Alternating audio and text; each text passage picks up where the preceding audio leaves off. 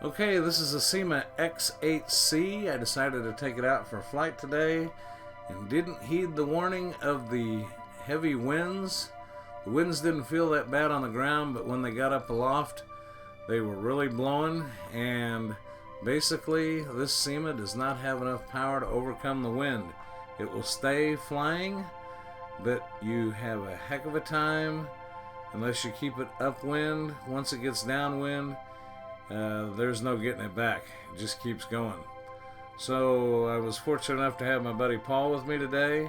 We took it off from the Subway sandwich shop in Peculiar, Missouri. Just going to do a quick fly in the parking lot. Next thing you know, I had it too high in the air and off it went. So Paul jumped in his car and went taking off after it. So here's the quadcopter now flying in a westerly direction. We took off on the east side of 71 Highway, and now it's going to blow over to the west side of 71 Highway with Paul in his car chasing after it and me looking at it, and all I can see is a speck in the sky and trying to keep it in the air until we can figure out what we're going to do and find a safe place to land this thing.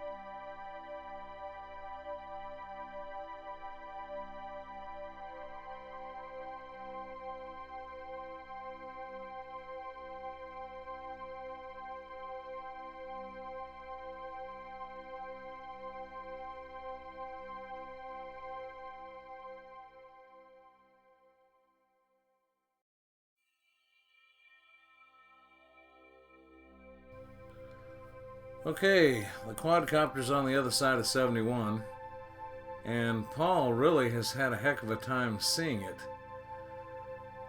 But I start losing battery power, and this thing's going to start to descend on its own. And Paul fortunately catches a glimpse of it as it's coming down, and he at least has a general idea of where it came down at. Once I realize that I can no longer see the quadcopter, I just jump in my car and come across the highway to join him. You're going to see right now I am descending. This is doing it all on its own, and it's going to hit a couple trees and just so happens to land unscathed upright on its landing gear. Camera still running. Now I'm going to cut some of this video out because it takes us about 6 or 7 minutes to get to this thing.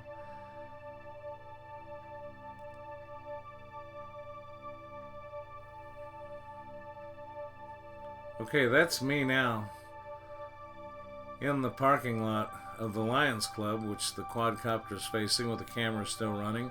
And I'm looking in the trees and on top of buildings, and this thing actually positioned itself between two trees. I'd never had a dream that it would be there. I was looking up and not down, and drove right past it. And if you look in the upper left corner, Paul has pulled up in his car, and now we're pulling up side by side and going to have a quick discussion about where we're going to look and how we're going to go about this search to try to find this thing, unknowing that it's filming us at this time.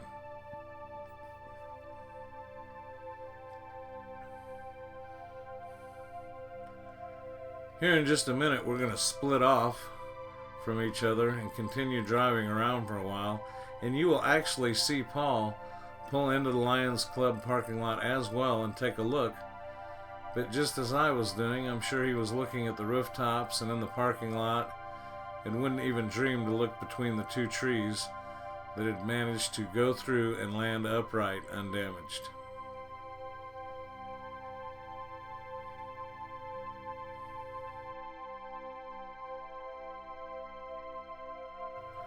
Okay, Paul and I ended up parking his car, and we got in my car together and decided to let me drive and him look. Unfortunately, we pulled out of the peculiar post office parking lot, and there we found it, sitting right there in a little parkway right in the grass between the parking lot and the road. I mean, there wasn't much margin for error. So, quadcopter found, no more flying this thing in the wind.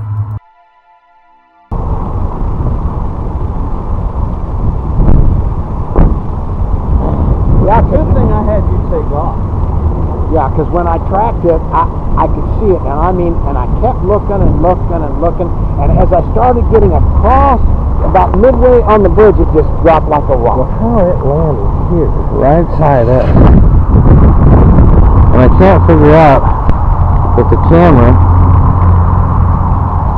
There's a little light. Okay. You ought to go check that